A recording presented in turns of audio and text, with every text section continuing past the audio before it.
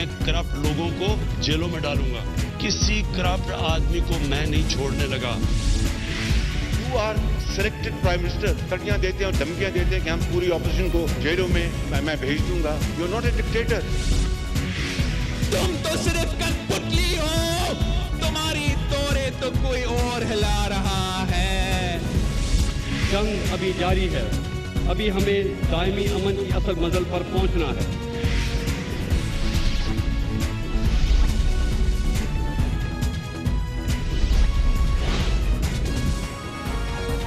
आप देख रहे हैं खबरों, तबसरों और तज्जियात पर मबनी पाकिस्तान का सबसे मोतबर न्यूज शो दुनिया, कामरान खान के साथ। अस्सलाम वालेकुम, मैं हूं कामरान खान। पूरी दुनिया से मुसलमानों के ये सऊदी अरब में आमद शुरू हो गई है। हज्जुल मुबारक का ऑपरेशन पूरी दुनिया के मुल्कों में जहां से हाजी मुसलमान हज के लिए जाते हैं शुरू हो गया है। पाकिस्तान में भी हज ऑपरेशन शुरू हो गया है और आज पहली हज फ्लाइट सऊदी अरब में लैंड की है। इस दफ़ा हज ऑपरेशन के लिहाज से एक बहुत अहम मामला है और वो ये कि हुकूमत की एक मंसूबे का आगाज़ किया है जिसे रोड टू मक्का प्रोजेक्ट कहा गया है और इस सिलसिले में मुल्क की तारीख में पहली बार 22,000 पाकिस्तानी आज़मीन हज का जद्दा एयरपोर्ट के बजाय इस्लामाबाद एयरपोर्ट पर ही इमिग्रेशन हो जाएगा और पाकिस्तानी आज़मीन हज सऊदी अरब में इमिग्रेशन क्लियरेंस के लिए घंटों इंतज़ार की झंझट से बच जाएंगे। जिन लोगों ने हज किया है या जो इससे आगाह है उनको पता है कि ये इससे बढ़ के फैसिलिटीज़ हाजियों के लिए शुरू में नहीं हो सकती कि क्योंकि बड़ी तादाद में मुसलमान पहुंचते हैं और हाजियों का एक बड़ा रश होता है इमिग्रेशन काउंटर्स पे और आम मामला है कि घंटों लग जाते हैं वहाँ इंतज़ार में। और अगर पाकिस्तानी हाजी जो पाकिस्तान से हज के लिए तशरीफ़ ले जा रहे हैं उनका इमिग्रेशन होम एयरपोर्ट पर ही हो जाएगा तो यकीनन ये एक्सीलेंट और बहुत बड़ी फैसिलिटी होगी। Road to Mecca project Saudi वली अहद शहज़ादा मोहम्मद बिन सलमान के विजन 2030 में शामिल अहम इक़दामात में शामिल है। इस मंसूबे का आगाज़ पिछले साल मलेशिया और इंडोनेशिया से हो चुका है। 5 माह कबल वज़ीर-ए-आज़म इमरान खान ने सऊदी वली अहद मोहम्मद बिन सलमान से उनके दौरा इस्लामाबाद के वक्त बताया था कि पाकिस्तानी लोग सारी ज़िंदगी में एक एक पैसा इकट्ठा करते हैं ताकि हज के लिए जा सके। आपसे दरख्वास्त है कि उनके लिए इमिग्रेशन का मामला आसान बनाएं। इस पर सऊदी वली अहद ने इंतहाई मुस्बत जवाब दिया था और कहा था कि आप मुझे सऊदी अरब में पाकिस्तान का सफ़ीर समझें। During Hajj, we have people going to Saudi Arabia, and we would just like to request you, for the sake of the Hajis, that we have immigration done in Pakistan in the three big cities. Reason being that it's easier for Saudi Arabia as well as it's easier for us, and especially for Hajis who save all their money for years to go for Hajj, and some of them are old, so we would just request you that to allow them to do their immigration in Pakistan. Mr. Prime Minister, just I want to rest assured that just consider me in Saudi Arabia the ambassador of Pakistan, and we cannot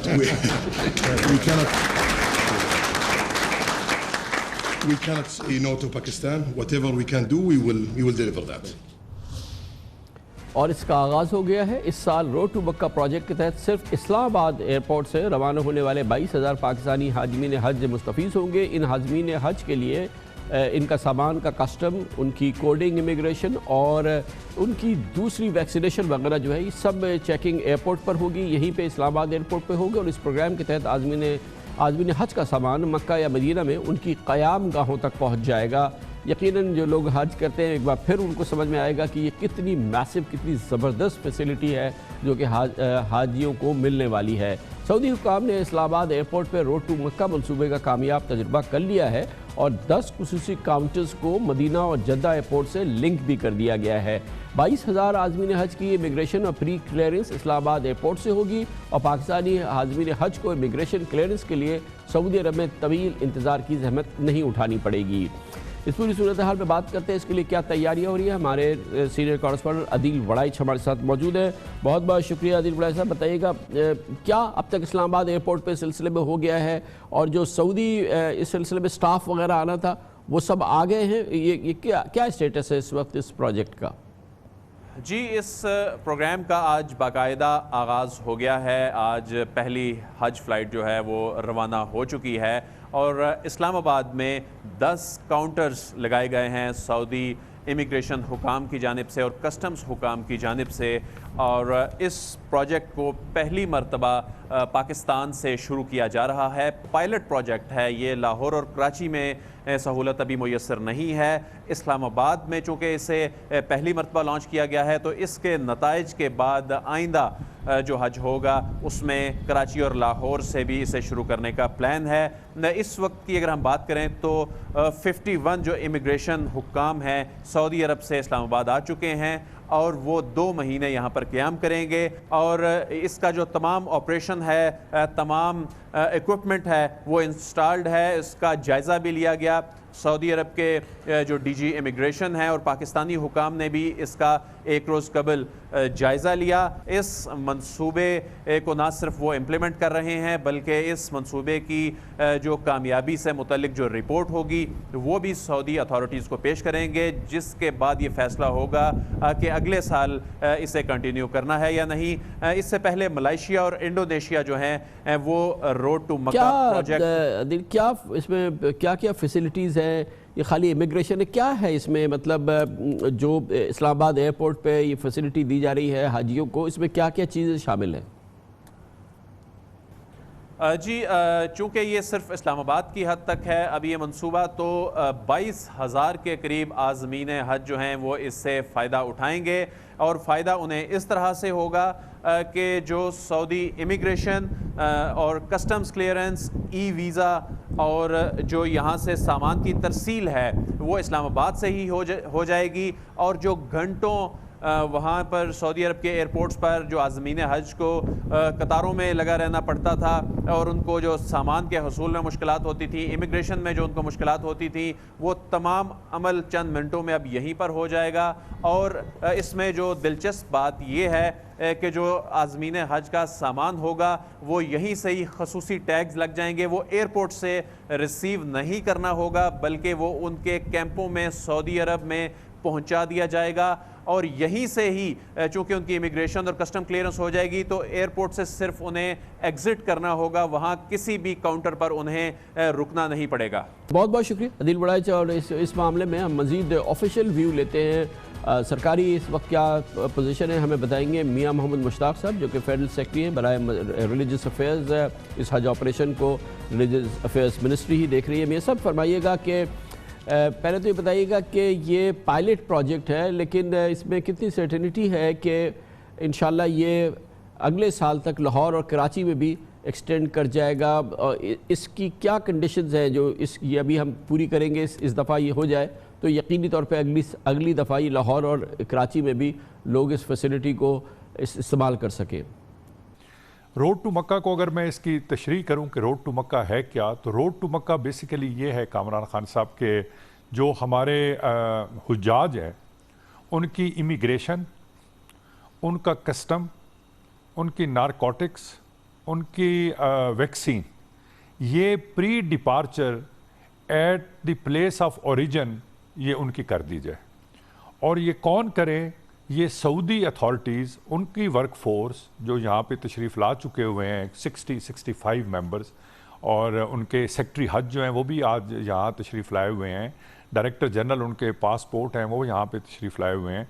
तो ये यहाँ पे उनकी clearance होगी। ये एक pilot project है, और पायलट प्रोजेक्ट की इसकी सक्सेस पे डिपेंड करेगा कि फिर हम इंशाल्लाह इसको नेक्स्ट ईयर ना सिर्फ कराची और लाहौर बल्कि हमारा प्रोग्राम जो है वो पेशावर से भी है, कोयटा से भी है, वो हमारे प्रोविंशियल कैपिटल्स हैं, और वहाँ पे हमारे पाकिस्तानी हुज्जाज और भाई वहाँ से भी काफ़ी तादाद में तशरीफ़ ले जाते हैं। तो ये हमारा तकरीबन तमाम एयरपोर्ट से पे लाहौर, कराची और इस पर करवाएंगे।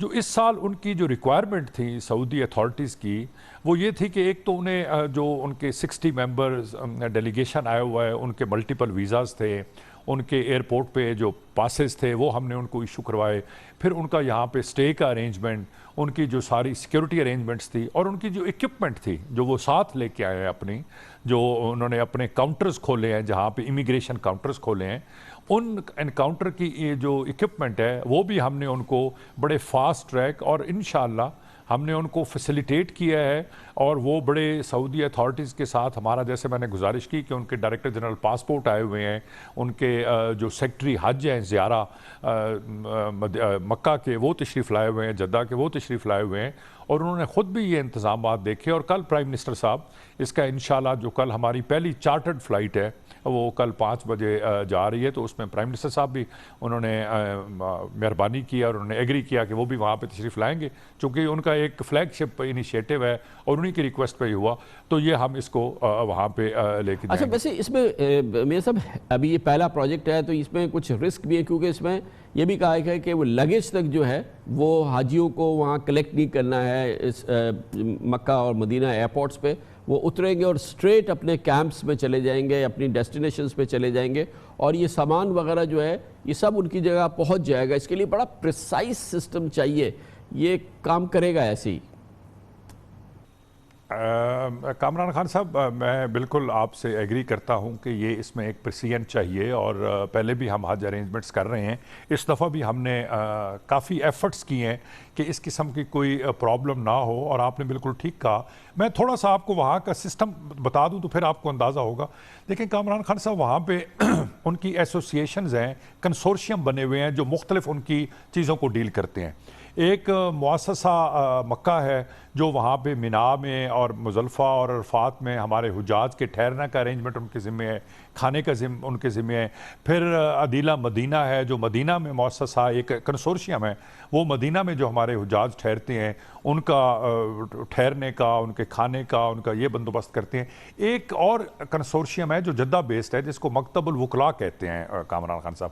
یہ مکتب الوکلاء جو ہے یہ بیسیکلی ایک تھرڈ پارٹی ہے, آؤٹ سورس ہوئی سعودی گورنمنٹ نے کی ہوئی, جو کہ حجاج کے لگیج کو ہینڈل کرتی ہے. جب ایئرپورٹس پہ مدینہ میں ہو یا جدہ میں ہو, ایئرپورٹس پہ جب حجاج اترتے ہیں ان کا سامان جب ڈس امبارک ہوتا ہے تو وہ سامان یہ مکتب الوکلاء کی جو لوگ ہیں اور مکتب الوکلاء کی جو پروسیس ہے اور ان کی جو گاڑیاں ہیں وہ ان کو رکھ کے تو وہ اس کو ڈیسٹینیشن پہ پہنچاتی ہیں.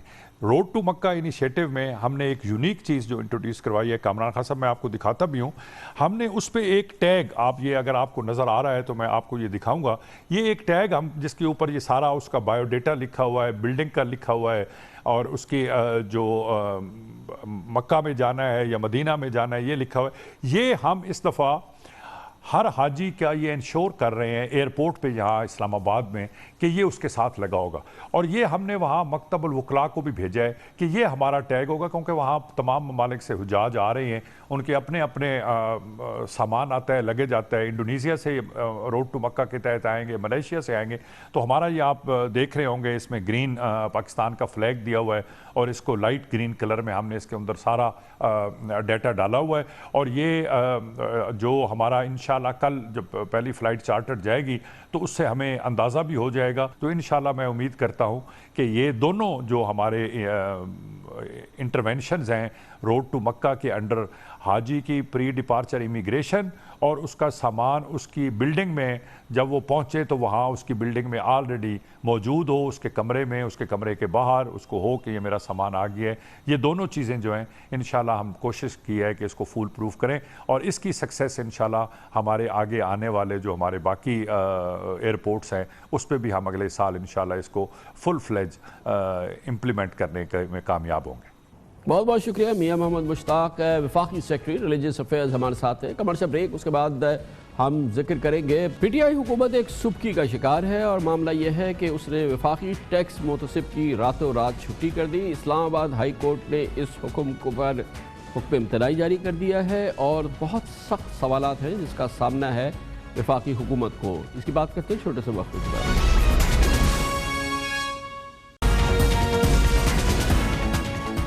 Welcome back. تقریباً 3 ہفتے قبل سابق آئی جی پنجاب مشتاق سکھیرا کو وفاقی ٹیکس محتسب کے عہدے سے راتوں رات ہٹانا حکومت کے گلے پڑ گیا ہے. چیف جسٹس اسلام آباد ہائی کورٹ جسٹس اطہر من اللہ نے اس برطرفی پر وفاقی حکومت کے جواب پر ریمارکس دیے ہیں کہ ایسا محسوس ہو رہا ہے کہ حکومت ایگزیکٹو آرڈر سے قومی اسمبلی تحلیل کرنے کی راہ ہموار کر رہی ہے. مشتاق سکھیرا کو مسلم لیگ نون کی حکومت نے اگست 2017 کو وفاقی ٹیکس متسب مقرر کیا تھا اور ان کی مدت ملازمت کی میعاد 2021 میں پوری ہونی تھی، مگر تحریک انصاف کی حکومت نے 3 ہفتے قبل 13 جون کو وفاقی ٹیکس متسب کو عہدے سے فارغ کیا۔ مشتاق سکھیرا کو راتوں رات اس عہدے سے فارغ کیا گیا اور اسلام آباد ہائی کورٹ نے اگلے ہی دن برطرفی کا حکومتی نوٹیفیکیشن معطل کر دیا، کیونکہ اس کو فوری طور پہ مشتاق سکھیرا نے اسلام آباد ہائی کورٹ میں چیلنج کر دیا تھا۔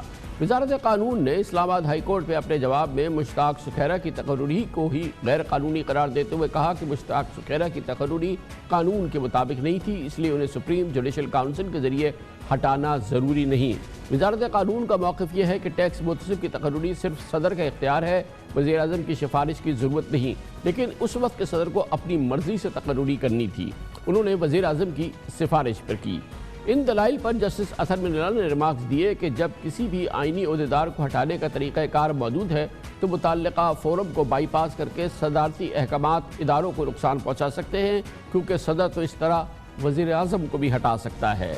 چیف جسٹس اطہر من اللہ نے ریمارکس دیے کہ نہ ہی درخواست گزار کے خلاف کسی قسم کے غلط کام کرنے کا الزام ہے اور نہ ہی وفاقی حکومت کی جانب سے یہ کہا گیا کہ مشتاق سکھیرا اپنی ذمہ داریاں بہتر طور پہ نبھانے سے قاصر ہے۔ یہ پوری معاملہ حکومت کے لیے خاصی سبکی کا باعث بن رہا ہے اور یہ ایک اور معاملہ ہے جس میں کہ عدالتی فرنٹ پہ، عدالتی محاذ پر حکومت کو سخت سوالات کا سامنا کرنا پڑ رہا ہے۔ اس پوری صورتحال پہ بات کرتے ہیں، ہمارے ساتھ ماہر آئین و قانون بیرسٹر سلمان اکرم راجہ موجود ہیں۔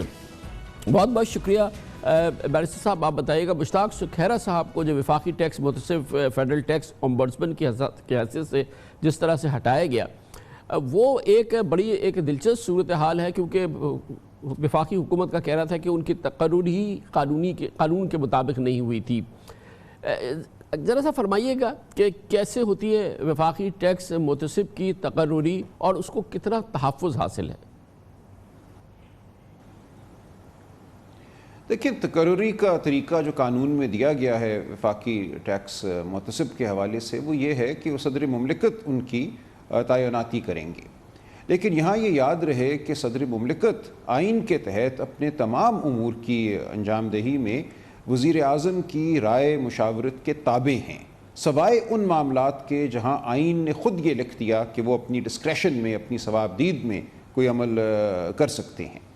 اب ٹیکس اومبڈسمن یا محتسب کی جو تعیناتی ہے، یہ ایک ایسا عمل نہیں ہے جس کے حوالے سے آئین نے ثوابدیدی اختیارات صدر کو دیے ہوں، لہٰذا یہاں پہ بھی جو کوئی قدم بھی وہ اٹھائیں گے وہ وزیر اعظم کی مشاورت کے تحت ہوگا۔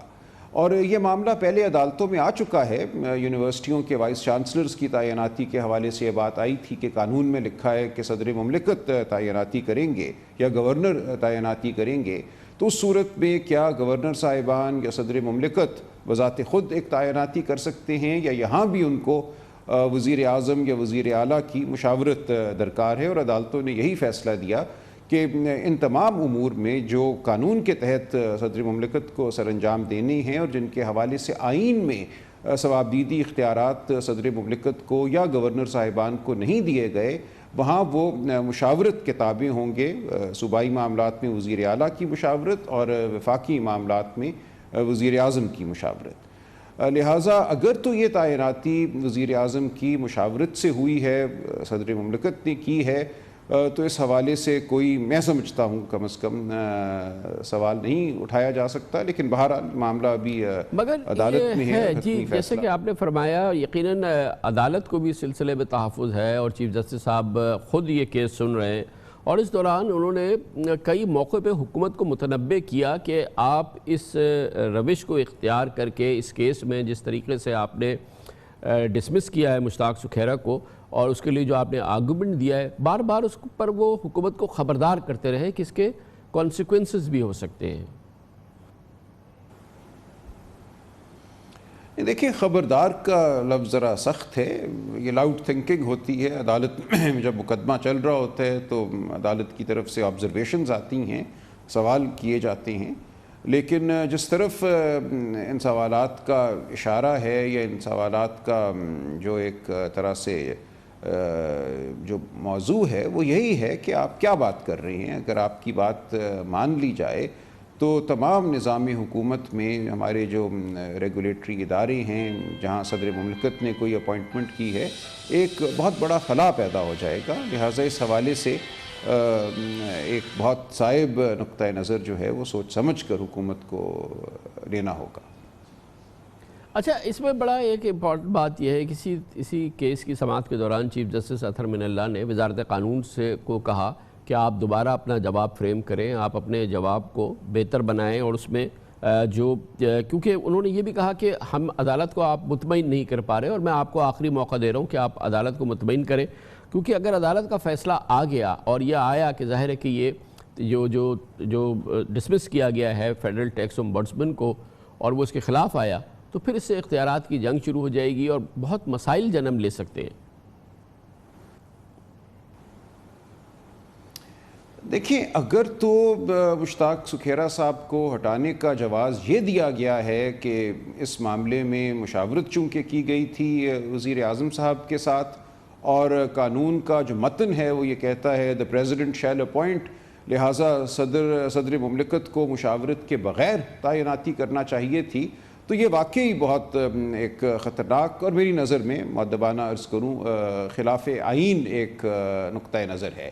اگر یہ مان لیا جائے تو ہر وہ تعیناتی جو اس ملک میں کی گئی ہے جہاں صدر مملکت نے وزیر اعظم کی مشاورت کے تحت کام کیا ہے، کوئی تعیناتی کی ہے، تو ان تمام تعیناتیوں کو آپ یک جنبش قلم غیر مؤثر قرار دے دیں گے، ان کو کالعدم قرار دے دیں گے، اور ملک میں مکمل ایک یا بہت بڑی حد تک ایک صفایا ہو جائے گا. میری نظر میں اسی لیے اطہر من اللہ صاحب نے جسٹس اطہر من اللہ نے حکومت کی توجہ اس طرف مبذول کرائی ہے کہ یہ کیا نقطہ نظر ہے جو آپ لے رہے ہیں، کیا اس کے جو تمام مضمرات ہیں یا جو اس کے نتائج سامنے آ سکتے ہیں ان کے حوالے سے آپ نے غور کیا ہے. یہ بات اپنی جگہ ہے کہ یہ آئین کے مطابق ہے یا نہیں ہے، اس کا فیصلہ تو عدالت کرے گی، لیکن بادی النظر میں یہ ایک خطرناک نقطہ نظر ہے. اب دیکھیے، جو ہٹانے کا طریقہ ہے ٹیکس امبڈسمن کا، ٹیکس محتسب کا، وہ بھی قانون میں دیا ہوا ہے. ان کو صرف انہی صورتوں میں ہٹایا جا سکتا ہے جن کا ذکر قانون نے کیا ہے، ان کے خلاف کوئی مس کانڈکٹ ہو یا وہ ذہنی یا جسمانی طور پہ مفلوج ہو جائیں. اور اس صورت میں بھی اگر وہ یہ چاہیں کہ ان کی ایک ہیئرنگ کی جائے تو سپریم جوڈیشل کاؤنسل، وہ ادارہ جو جج صاحبان کے حوالے سے فیصلے کرتا ہے ان کو ہٹانے کے حوالے سے، اس کے سامنے معاملہ جائے گا اور ایک پبلک ہیئرنگ یعنی کہ ایک اوپن ہیئرنگ جو ہے وہ منعقد کی جائے گی. اب یہاں اس تمام جو ایک دائیں عمل قانون میں دیا ہوا ہے اس کو نظر انداز کر کے بظاہر صرف یہ کہہ دیا گیا کہ چونکہ ہماری نظر میں آپ کی تعیناتی غلط تھی، لہٰذا ہمیں آپ کو ہٹانے کے لیے قانون میں دیے گئے طریقہ کار پر عمل کرنے کی ضرورت نہیں ہے، ہم خود ہی یہ فیصلہ کر کے یہ حکم کر سکتے ہیں کہ آپ کی تعیناتی ٹھیک نہیں تھی، لہٰذا اب آپ مزید عہدے پر براجمان نہیں رہ سکتے. بلکہ یہاں تو پھر یہ کہا جائے گا کہ شروع دن سے آپ کا عہدے پر رہنا ہی غلط تھا، جس کو ہم وائڈ ایب انیشو کہتے ہیں. بہت بہت شکریہ جناب سلمان اکرم راجہ ہمارے ساتھ موجود تھے. کمرشل بریک اس دوران آپ نیوز ہیڈ لائن دیکھیں، جس کے بعد ہم اپنے پروگرام کے باقی کے ساتھ واپس آتے ہیں.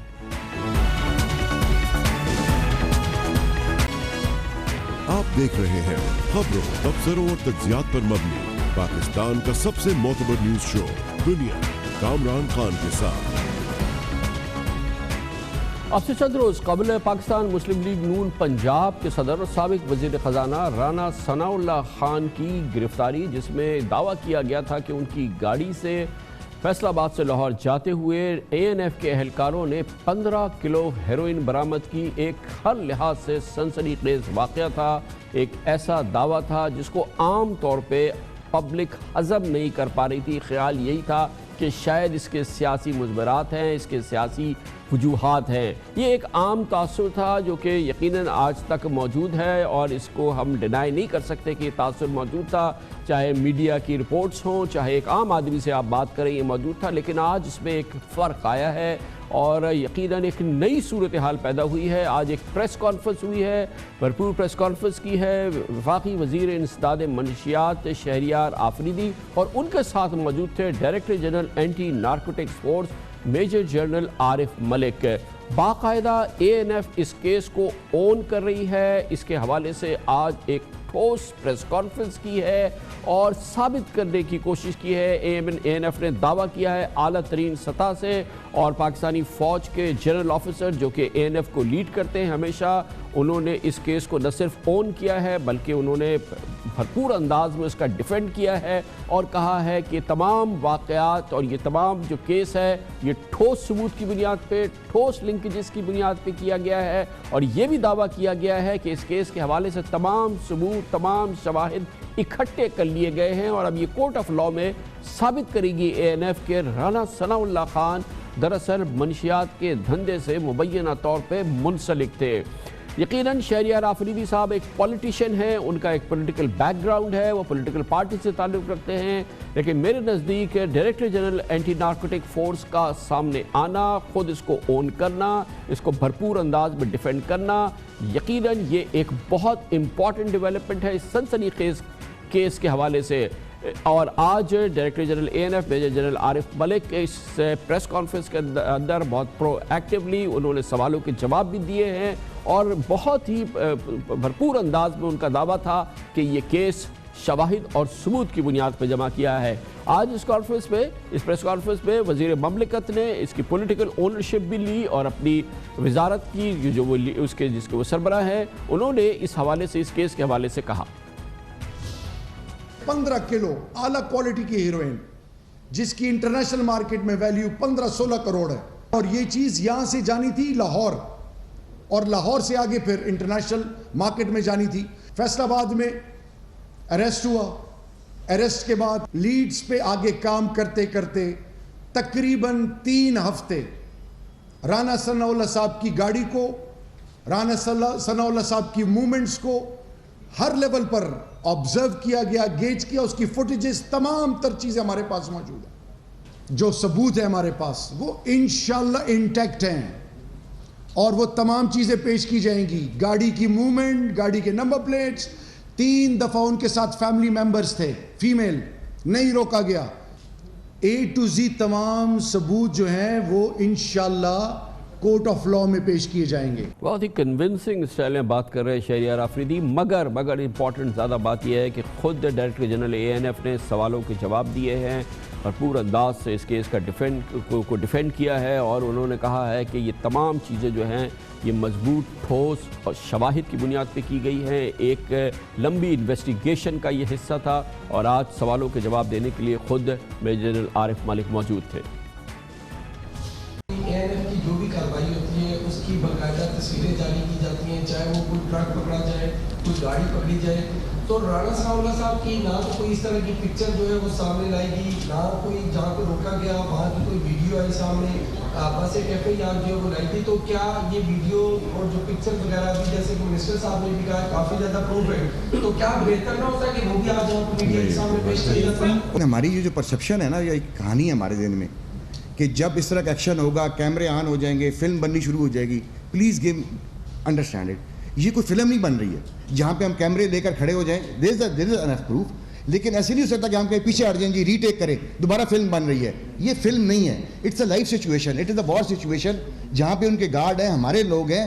How is it possible in war somewhere in war آپ کہیں جی ٹھہر جائیں ذرا دوبارہ ری ٹیک کرنا ہے؟ Anyone, Khalid, Tariq, Qasim, please ji briefcase دوبارہ پکڑیے، میں نے فلم بنانی ہے۔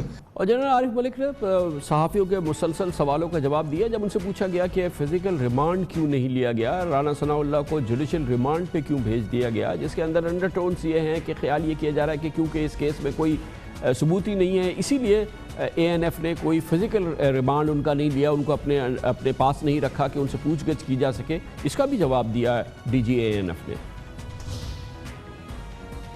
کبھی بھی جواب نہ دیں، let it be in the court. ہم کورٹ آف لاء میں بالکل پروو کریں گے کہ کب سے انوالوڈ ہیں, کیا چل رہا ہے, کیسے چل رہا ہے.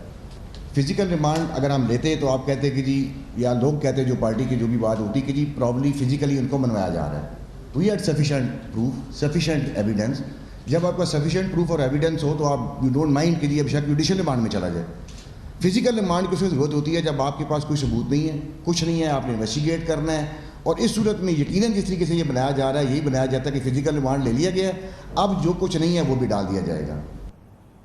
یقیناً اس کیس نے آج ایک بہت ہی سنسنی خیز رخ لیا ہے, کیونکہ اون کر رہی ہے بھرپور انداز میں اے این ایف. یہ کوئی روایتی قسم کی معاملہ نظر نہیں آ رہا. ڈائریکٹر جنرل اے این ایف خود سامنے آئے ہیں, خود اس کیس کو انہوں نے ڈیفینڈ کیا. ساتھ ساتھ انہوں نے بتایا ہے کہ یہ معمولی معاملہ نہیں ہے, کافی عرصے سے یہ چیزیں چل رہی تھی اور انڈر سرویلنس تھے رانا ثناء اللہ خان, ان کے جو ٹینٹیکلز ہیں, ان کے جو مبینہ تعلقات ہیں, جس وجہ سے یہ پورا کیس بنا ہے. اے این ایف نے آج دعویٰ کیا ہے کہ اس کے پاس وہ سارے ثبوت موجود ہیں, کورٹ میں وہ پیش کرے گی, اور ان کا یہ دعویٰ ہے کہ ان کے یہ ٹھوس ثبوت اتنے مضبوط ہیں کہ وہ اس پہ اتنے کنونسڈ ہیں کہ انہوں نے رانا ثناء اللہ خان سے مزید اس سلسلے میں پوچھ گچھ کی بھی ضرورت نہیں پڑی ہے. بات کرتے ہیں پاکستان کی معیشت میں جو بہتری اور جو سدھار کی کیفیت پیدا ہو رہی ہے. خاص طور پہ کل کا دن اس سلسلے میں بہت اہم رہا ہے, اور اس کی بنیادی وجہ یہ ہے کہ آئی ایم ایف کا پروگرام پاکستان کو مل گیا کل, اور بآسانی اور بہت ہی سکون کے ساتھ مل گیا. دوسری جانب پاکستان نے دستاویزی معیشت کی جانب پیش قدمی کی, بھرپور پیش قدمی, جس میں ایمنسٹی اسکیم کے تحت 1 لاکھ ایسے لوگ, 1 لاکھ سے زیادہ جو کہ اس سے پہلے ٹیکس فائلرز نہیں تھے, وہ ٹیکس فائلر کا حصہ بن گئے, اور 3000 ارب روپے کے اثاثے جو کہ پاکستان میں ڈکلیئرڈ نہیں تھے اب وہ ڈکلیئرڈ ہو گئے. ہم نے جو اسکیم دی اس میں 1,37,000 لوگوں نے رجسٹر کیا, یہ 1,37,000, اور الحمدللہ یہ پاکستان کی تاریخ میں سب سے زیادہ نمبر رجسٹر ہونے والی اسکیم ہے. اور جو ٹیکس پیمنٹس کی گئیں اس اسکیم کے تحت اس کا نمبر تقریباً 70 ارب روپے ہے. تقریباً 3,000 ارب روپے کی ایسٹ کی ڈکلیریشن ہوئی. اور ایک اچھی چیز جو ہے کہ یہ 1,37,000 میں سے جو تقریباً بہت بڑا نمبر ہے وہ نئے ٹیکس پیئرز کا ہے جو پہلے نان فائلرز تھے, یعنی 1 لاکھ یا اس سے بھی زیادہ لوگ جو پہلے کبھی ٹیکس کے نظام میں تھے ہی نہیں وہ آئے ہیں. اور یہ بھی ایک طرح سے اس اسکیم کو ایک منفرد حیثیت مل جاتی ہے. سمجھنے کی بات اور اہمیت کی بات جیسا کہ ڈاکٹر حفیظ شیخ نے کی کہ کم از کم 3000 ارب روپے کے اثاثے ہیں جو پاکستان میں دستاویزی معیشت کا حصہ نہیں تھے, وہ ڈاکیومنٹ نہیں تھے, وہ اس ایمنسٹی اسکیم کے تحت ظاہر ہو گئے ہیں. گویا کہ یہ اب باقاعدہ ڈاکیومنٹ ہو گئے, اور یہ جو انہوں نے بتایا اس کا اثاثے کی مقدار وہ ہے 3000 ارب روپے. اس کے ساتھ ہی انہوں نے کہا کہ 1 لاکھ سے زائد پاکستانی, وہ ملک جہاں پر 12-14 لاکھ لوگ ٹیکس دیتے, 1 لاکھ سے زائد پاکستانیوں نے یکمشت اس اسکیم کے ذریعے اپنے آپ کو ٹیکس نیٹ میں شامل کر لیا ہے, اور وہ ٹیکس فائلرز میں شامل ہو گئے ہیں. گویا پاکستان دستاویزی معیشت کے حوالے سے جو ٹھوس اس نے بگننگ کی ہے, خاص طور پہ پچھلے 1-2 مہینے کے دوران جو اقدامات اٹھائے ہیں وہ اب شیپ لے رہے ہیں, اور پاکستان دستاویزی معیشت کی ایک سیریس فیز میں داخل ہو رہا ہے, جو کہ ایک بہت ہی اچھی خبر ہے. پاکستانی روپے پہ جو دباؤ ہم نے دیکھا گزشتہ ہفتے وہ بھی کم ہو رہا ہے اسی ماحول کی وجہ سے, جس کی وجہ سے آج روپیہ 156 روپے 50 پیسے کی حد تک بھی پہنچا, جو کہ پاکستانی روپے کی جو گراوٹ ہوئی تھی اس کے مقابلے میں ایک بہت اچھی کیفیت ہے. روپے پہ دباؤ اور خزانے پہ اور فارن ایکسچینج ریزروز پہ دباؤ کی کمی کی ایک وجہ یہ ہے کہ قطر سے پاکستان کو $500 بلین کی ایک قسط ملی ہے, جو کہ قطر نے پاکستان کے لیے پروگرام دیا ہے. دوسری جانب سعودی عرب نے جو پاکستان کو ڈیفرڈ پیمنٹ پہ آئل سیلز کی وعدہ کیا تھا وہ بھی اس کی ابتدا ہو گئی ہے. گویا کہ مجموعی صورتحال میں سدھار اور بہتری کے آثار نمایاں ہو گئے ہیں. اس کی سب سے بڑی وجہ یہ ہے, جیسا کہ توقع کر رہے تھے ماہرین اور اس سے منسلک لوگ, کہ آئی ایم ایف کے پروگرام کے آنے کے بعد پاکستان کے لیے بین الاقوامی مالیاتی اداروں کے راستے کھلیں گے, دروازے کھلیں گے, انٹرنیشنل ڈیٹ مارکیٹ کے دروازے کھلیں گے, اور پاکستان کے لیے جو اس کو بہت شدید ضرورت ہے کہ بین الاقوامی اس کو سپورٹ ملے, وہ کچھ فنڈز حاصل کرے, قرضے حاصل کرے, اپنے بانڈز فلوٹ کرے, اس کے لیے ماحول کھل کے سامنے آ گیا ہے. اور اس کو تفصیل سے آج اکنالج کیا اور اس کا انہوں نے اظہار کیا مشیر خزانہ ڈاکٹر حفیظ شیخ۔ ابھی جو ہے پہلی پیمنٹ جو ہے ان کی 1 بلین کی 8 تاریخ تک $2 بلین پر آئے گی، اور 3 سال کا پروگرام ہے جس میں 2 بلین ہر سال ملیں گے۔ اس پروگرام کی وجہ سے جو اچھے اثرات ہیں ان میں ایک اب واضح ہونا شروع ہوا ہے کہ دوسرے جو بین الاقوامی ادارے ہیں انہوں نے IMF کے پروگرام کی اپروول کے ساتھ اپنی جانب سے بھی پاکستان کو فنڈز ریلیز کرنے کا سلسلہ شروع کیا ہے۔ ایشین ڈیولپمنٹ بینک $3.4 بلین اضافی دینا چاہ رہی ہے، جس میں سے $2.1 بلین اس سال ملیں گے، اور امید یہ ہے کہ اس سے بھی زیادہ رقم اب وہ دینے کا سوچ رہے ہیں۔ ورلڈ بینک کے ساتھ بھی جو بات چیت ہو رہی ہے وہ بھی اضافی رقم دیں گے، اور ایک جو اہم پہلو میں ہائی لائٹ کرنا چاہتا ہوں وہ یہ ہے کہ IMF کی طرح بجٹری سپورٹ کے لیے یہ فنڈز ہوں گے۔ شاید بہت عالی شان، بہت بڑی یہ ڈیولپمنٹس نہیں ہیں، لیکن پاکستان کی معیشت کے لیے، کمزور معیشت کے لیے یہ چھوٹی چھوٹی چیزیں بھی اور یہ گو کے ٹھوس چیزیں ہیں، ان کی بہت اہمیت ہے، اور اس کے نتائج آنے والے دنوں میں ہم یقیناً سمجھتے ہیں کہ وہ سامنے آئیں گے، اور جب یہ چیزیں کھل کے سامنے آئیں گی۔ مگر اس دوران چیلنجز بہرحال ہے، کیونکہ پاکستان کو شدید دباؤ ہے، پاکستان کو ایک ڈیٹ ٹریپ کے اندر ہے، پاکستان کو قرضوں نے جکڑا ہوا ہے، پاکستان کو قرضوں کی ادائیگی کرنی ہے، اور بین الاقوامی قرضے ہیں ان کو بھرپور صورت ادا کرنا ہے، پاکستان کو اپنے ٹیکس کے جو آمدن ہے اس میں اضافہ کرنا ہے، اور اس کے لیے حکومت نے ایک ہمالیائی ٹارگٹ اپنے لیے رکھ لیا ہے۔ اس نے کہا کہ اس سال ہم 5,500 ارب روپوں کے ٹیکسز جمع کریں گے، اپنی آمدن میں اضافہ کریں گے۔ اس پورے ماحول میں جہاں پہ ٹیکسز میں اضافہ ہوا ہے، GST میں اضافہ ہوا ہے، معیشت سکڑے گی، کاروبار سکڑے گا، اس پورے ماحول میں اس بات کا عزم کرنا کہ وہ مزید 1,550 ارب روپے حکومت زیادہ جمع کرے گی، یہ ایک بہت ہی عام طور پہ سمجھا جا رہا ہے کہ یہ ناممکن ہے، لیکن بہرحال حکومت نے کہا ہے کہ اس نے اس چیلنج کو اپنے سامنے رکھا ہے۔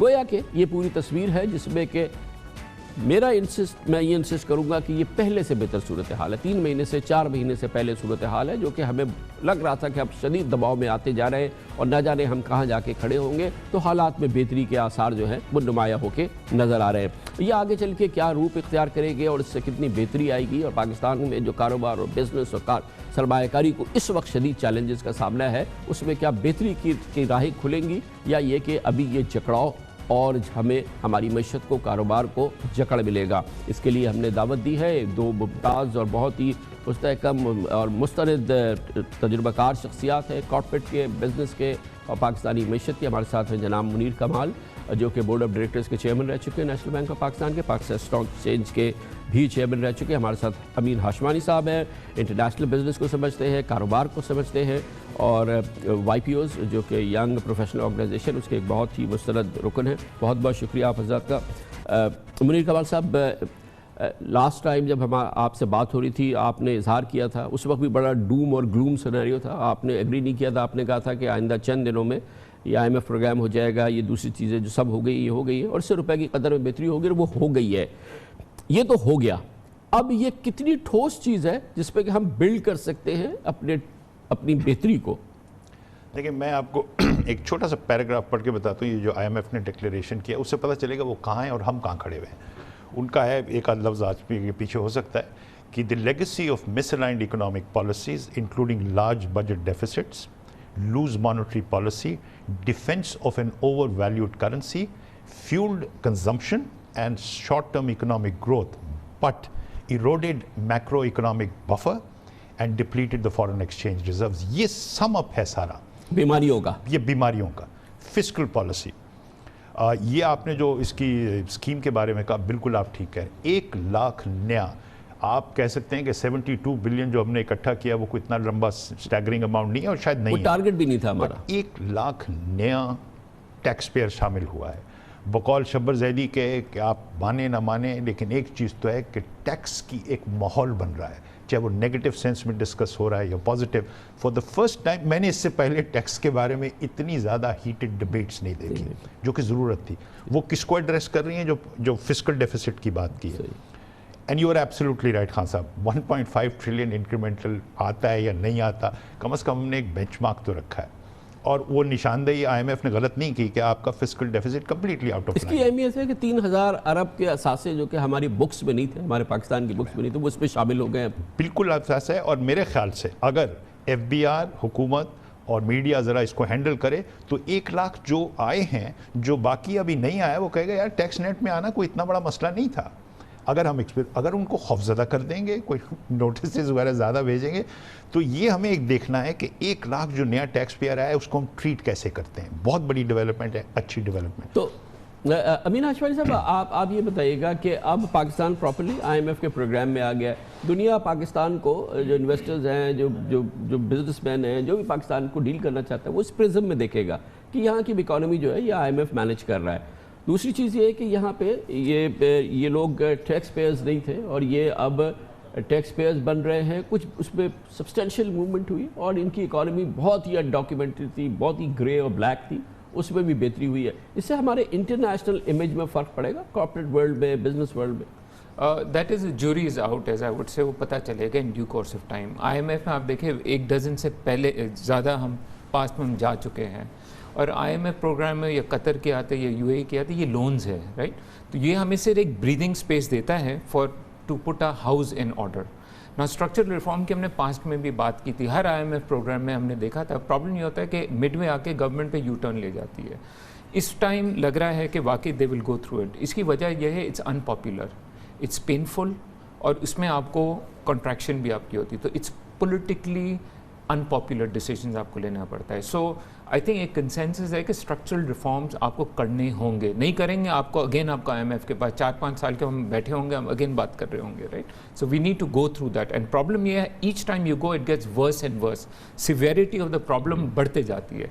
So we have to go for this thing. Debate इसमें नहीं है कि स्ट्रक्चरल रिफॉर्म करना है नहीं करना है, डिबेट ये है किस तरह करना है, ड्यूरेशन क्या है, how severe to do, and this is not an exact science. इसमें बहुत सारी क्रिटिसिज्म भी आती है कि अगर आप बहुत सिवियर करेंगे तो इतनी कॉन्ट्रैक्शन होती है, कॉन्फिडेंस इतना ये डैमेज हो जाता है कि आप बिल्कुल ही आप रिसेशन में आप चले जाते हैं। So we have to be very very careful कि how we do it, how we stagger it. Ideally it should be done in step by step. I feel जो हमारे जो revenue targets are very ambitious, I hope we achieve it, लेकिन उसमें एक risk भी होती है। So the key is it has to be a collective effort. आपको बिजनेस कम्युनिटी का आपको साथ में लेना, आपको अपोजिशन को भी आपको साथ में लेना ज़रूरी है। आप अपनी अकाउंटेबिलिटी करें, लेकिन अगर प्रीवियस गवर्नमेंट्स ने अगर कोई अच्छा काम किया है तो prime minister should acknowledge it also कि अच्छा सब ने तो बिल्कुल ही, and we need to move on कि लूट मार, अरे बाबा हो गई। हमने आपको वोट दिया कि ताकि आप फ्यूचर एक विजन दें और उस पर आप फोकस करें, आप एक टैक्स कल्चर बनाएं, आप एक होप दें, एंड आप कलेक्टिवली, अगर आपने कलेक्टिव एफर्ट नहीं किया, ये कोई सिंगल गवर्नमेंट उठा के जादू की छड़ी नहीं है कि ये छड़ी नहीं है कि ये हो जाएगा। It will happen with a collective thing and it's difficult, and आपको 1-2 साल के लिए आपकी कॉन्ट्रैक्शन होगी, इट विल बी पेनफुल। सबसे बड़ा इफेक्ट होगा, मुनीर हम बात कर रहे थे, द मिडिल क्लास। पुअर के लिए आपने सेफ्टी नेट बना दिए, एलीट जो है वो फिर भी एक बबल में रहेगी, एक्सपोर्ट्स के लिए आपने SME सेक्टर बिल्कुल स्क्वीज हो जाएगा, मार्केट डिक्लाइन होगी, कॉस्ट ऑफ प्रोडक्शन आपकी बढ़ जाएगी, they have limited resource to finance, तो इट विल बी पेनफुल। तो उसके लिए वी नीड टू मैनेज। लेकिन मुनीर साहब आप बताइए, आपकी क्या रेसिपी है, आपकी क्या डायग्नोसिस है कि जिस तरह का एलिमेंट है, जिस किस्म का ये उर्दू में कोई नासूर कहता है, कोई कैंसर कहता है, कोई कुछ कहता है, मगर इसको ट्रीट करने के लिए छोटी छोटी दवा से ये ठीक होगा, जैसे कि कहा जा रहा है कि यार एक बार आपने क्यों लगा दी, या आप समझते हैं कि नहीं वाकई ये छोटा छोटा करना चाहिए और हमने कोई हैवी डोज दे दिए? आपको ये जो सिनेरियो लग रहा है इसमें लगता है क्योंकि एक्सेसिव डोजेज हमने दे दिए? नहीं, इसमें एक बात तो तय थी, जो पहले जो IMF के एग्रीमेंट्स थे वहाँ हम 2 गोली पैनाडोल खा के आगे बढ़ जाते थे, तो इस दफ़ा ये तो तय था कि सर्जरी हो ना हो एंटीबायोटिक्स तो खानी है आपने। The good thing is, and I agree with अमीन, कि कितना बड़ा डोज आप देंगे। अगर तो अक्टूबर 2008 में जो IMF ने आपके सामने टेबल में रखा था, अगर हम वो एक्सेप्ट कर लेते, 21% डिस्काउंट रेट, 50% बिजली का इम्प्रूवमेंट, वो तो इतना सवियर होता कि वो हमें संभालना मुश्किल। 2018 में 2018 में, और वो नंबर्स हैं 21% GDP, वो 50% वो बिजली का खर्चा, वो जो कह रहे थे, उससे तो वो बहुत ज़्यादा सवियर होता। इससे अब फ़ायदा ये हुआ है कि एक तो नेगोशिएशन लंबी खिंच गई, उसमें अनसर्टनिटी भी हुई जैसे आप बता रहे थे, लेकिन एक अच्छी बात हुई जो फाइनल एग्रीमेंट हुआ वो समवेयर इन द मिडल है, but even that somewhere in the middle is a serious dose. I agree with समी, लगता है कि गवर्नमेंट के लिए अच्छी चीज़ नहीं होती कि टैक्स बढ़ाती चाहें, भी कॉल लोग तो आपके सिर्फ क्रिटिसाइज करेंगे, आप ऑपोजिशन ने तो करना है, आपका वोटर तंग होगा। 2 साल हमें इसका इंतज़ार करना है। अगर तो हम अपने फिस्कल मेजर्स और ये कर लेते हैं तो बड़ी अच्छी बात है, लेकिन जो हमारा सबसे बड़ा प्रॉब्लम है जिसकी वजह से हमें IMF के सामने घुटने टेकने पड़ते हैं वो हमारा एक्सटर्नल अकाउंट है। As simple as that. External account के लिए तो जी बार बार अमीन साहब कहा जाता है कि एक्सपोर्ट्स, क्योंकि यही इनफ्लोज लाएंगे, लेकिन दुनिया में खाली एक्सपोर्ट से काम नहीं बनता है। आपके फॉरेन इन्वेस्टमेंट आती है, आपके बहरहाल आपकी एक डायस्पोरा है, आपको रेमिटेंसेस मिलते हैं, आपके यहाँ टूरिज्म हो सकता है। इनफ्लोज के सिर्फ एक्सपोर्ट नहीं है, और हमें लग रहा है कि एक्सपोर्ट में हमारा पोटेंशियल है मगर लिमिटेड पोटेंशियल है। पाकिस्तान का एक इमेज बेहतर हो, ये सॉफ्ट पावर बने, यहाँ टेररिज्म कम हो रही है, उस तरह की सूरत हाल नहीं है जैसे पहले थी। यकीनन पाकिस्तान अपने इमेज को बेहतर करने की कोशिश कर रहा है। तो ये जो हमारा एक्सटर्नल फ्रंट है जिसमें कि हमें इनफ्लोज चाहिए, उसका कितना पोटेंशियल मौजूद है? मैं आपको बताऊं, देखिए आप एशियन टाइगर्स की बात करें, आप चाइना की बात करें, इवन इंडिया नाउ, इकॉनमी जब जाती है वो एक्सपोर्ट लेड बेस पर ही ग्रो करती है। एशियन टाइगर्स एक्सपोर्ट पे गई है, राइट। हमारा मसला ये था हम इंपोर्ट्स पर हम ग्रोथ ले रहे थे, वो सस्टेनेबल नहीं है, राइट। सो हम अभी भी we are still a developing country, हमें एक्सपोर्ट लेड ग्रोथ हमें करनी होगी, we have no choice. Okay, उसी पे हमें फोकस करना होगा। जब चाइना आज जब मैच्योर हो गई, अब वो इंटरनल अपनी इकॉनमी अपना कंज्यूमर करके वो करे। पाकिस्तान अभी से कर रहा था, which was a wrong policy. We have to focus on, and आपने बिल्कुल सही आपने सारी किया है। एक्सपोर्ट डजंट मीन कि आपने 200 रुपये पे डिवैल्यू कर दिया तो 100 बिलियन हो जाएगा, डजंट। डिवैल्यूएशन से आपके एक्सपोर्ट नहीं बढ़ती, ये गलत है। आपका सिर्फ वो जो कैश डेफिसिट है वो आपका कम होता है, लेकिन एक्सपोर्ट आपकी बढ़ेगी जो आपने फैक्टर कहा, आपकी इंफ्रास्ट्रक्चर सही करे, आपकी इन्वायरमेंट आप सही करें, आपकी जो इमेज है वो आप सही करें, ताकि जब बाहर इधर नहीं आएगा तो एक्सपोर्ट पाकिस्तान से क्यों लेगा। सो ये सारी एंड कम्पिटिटिवनेस में टेक्नोलॉजी के आपकी socio economic indicators like health आ गए, आपके एजुकेशन आ गई, स्किल लेवल्स आ गई, ये सारी की सारी चीज़ें एक्सपोर्ट को बढ़ाती है। But it we need to do this. काफ़ी अरसे से एक मेजर है, कम से कम कोशिश तो हो रही है, वीज़ा रिस्ट्रिक्शंस जो है हम ख़त्म कर रहे हैं, ये और ये बहुत ही हम रिस्ट्रिक्टिव थे। ये सारा कसूर क्या हुकूमत का? एक्सपोर्टर्स तो वो है जो कि हमारे एंटरप्रेन्योर हैं, हमारे बिजनेसमैन हैं, जिन्होंने कि सारी दुनिया में रिसर्च करनी है, अपनी प्रोडक्ट को इनोवेट करना है, मेहनत करनी है, अपने आप को 21st सेंचुरी के लिहाज से टेक्नोलॉजी ड्रिवन करना है, ये सारी चीज़ें करनी है। तो आप कितने मुतमईन हैं हमारे एक्सपोर्टर्स की परफॉर्मेंस से? हमें तो वो कहते हैं जी जीरो रेटिंग ख़त्म हो गई, हम तो गए, हम क्या करेंगे अब। तो मगर आप इनको भी आपसे ज़्यादा कौन जानता है, बताएं ना कि ये खुद देखें। इसमें सबसे बड़ी बात जो है ना एक्सपोर्ट्स की, और ये सही करें, let me give some numbers जो हॉरिफाइंग नंबर्स हैं। 2002 या 2003 में हमारी 9 बिलियन एक्सपोर्ट्स थी, बांग्लादेश की 7-8 थी, इंडिया की 44 थी। India is on 400 billion, Bangladesh 40 plus, और हम 25 पे जाके वापस 21 पे आए, अब 23 या 24 पे खड़े हुए हैं। तो कुछ तो ख़राबी है यहाँ। इसमें एक्सचेंज रेट का कोई ताल्लुक नहीं है। वो जो एक्सचेंज रेट रोका हुआ था वो किसी और वजह से रोका हुआ था। एक्सचेंज रेट 103 से 156 हो गया, को मुल्क जन्नत नहीं बन गया। हमारी एक्सपोर्ट्स के लिए हमें कुछ और करना है, हमारी कंपेटिटिवनेस ठीक नहीं है। अब आप उसको डिटेल को छोड़ें, हमारे पास आगे क्या नज़र आ रहा है। स्पेशल इकोनॉमिक जोन चाइना के आ रहे हैं under CPEC। This is the opportunity कि हम चाइना की जो सप्लाई चेन है उसके साथ लिंक करें। वियतनाम $70 अरब चाइना को एक्सपोर्ट करता है, $70 अरब सिर्फ चाइना को, क्योंकि वो उनकी एक्सचेंज। ये अब हमारे डिसीजन मेकर्स, गवर्नमेंट और बिजनेसमैन, और ये बिजनेसमैन और गवर्नमेंट का जो रिश्ता थोड़ा सा टूटा हुआ है, इसको जोड़ना है वापस। ये मिल के प्लान बनाएं कि कराची के SEZ में क्या होगा, फैसलाबाद के SEZ में क्या होगा, और जो KP वाला है शकज़ई या क्या नाम मैं भूल रहा हूँ उसके। This is the time. हम बहुत मेजर इम्प्रूवमेंट कर सकते हैं अगर हम एक्सपोर्ट लेड SEZ जो और CPEC के अंडर आ रही है। एक तो ये करना है हमें। एक्सचेंज रेट चलिए जहाँ आना था आ गया ये, और मेरे ख्याल से जो सबसे बड़ा चैलेंज है यार, अभी शॉर्ट टर्म में तो पैसा आ जाएगा, कोई ट्रेजरी बिल में बाहर से डाल देगा, कोई बॉन्ड्स में डाल देगा, हमारे रिजर्व्स भी अच्छे हो जाएंगे। Prime minister should every month एक ग्रुप बनाए, कुछ SMEs एक्सपोर्टर्स, कुछ बड़े एक्सपोर्टर्स, और हर महीने इनसे मिलें। He should eat, sleep, breathe exports. And I'm telling you, if we do that, there is, and particularly how we can take advantage CPEC related export. ये सबसे बड़ा चैलेंज है. जब तक export related foreign currency reserves नहीं बढ़ेंगे, वो short term major होगा, फिर जाके हम माफी मांग रहे होंगे. मुनीर कमाल साहब ये बताया कि ये सेंटिमेंट्स, यानी कि एक हर आदमी एक्साइटेड फील करे, मोटिवेटेड फील करे, पैशनेट फील करे कि यार हमें करना है. जैसे कि चलिए 1 लाख लोगों ने कहा कि यार बहुत हो गया, अब हम टैक्स फाइलर बनते हैं, उन्होंने किया. लेकिन ये मोटिवेशन, ये एंथुसिज्म, ये जिसको आप सेंटिमेंट कहते हैं, जो हमारी मार्केट सेंटिमेंट कहती है, वो कहाँ है? मिसाल के तौर पे आज ये इतनी अच्छी पॉजिटिव चीज़ें थी, मुझे लग रहा था कि ये जो मार्केट होती है, जो रिफ्लेक्ट करती है पाकिस्तान स्टॉक एक्सचेंज वगैरह, इसमें आज कुछ बेहतरी आएगी, वहाँ आज कमी आ गई है.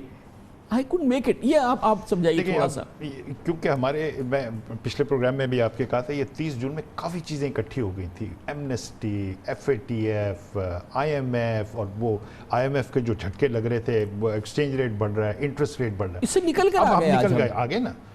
अब हमें एक पॉजिटिव मैसेज देना है, बहुत ज़रूरी है. और वो पॉजिटिव मैसेज जो है, it has to start from the top.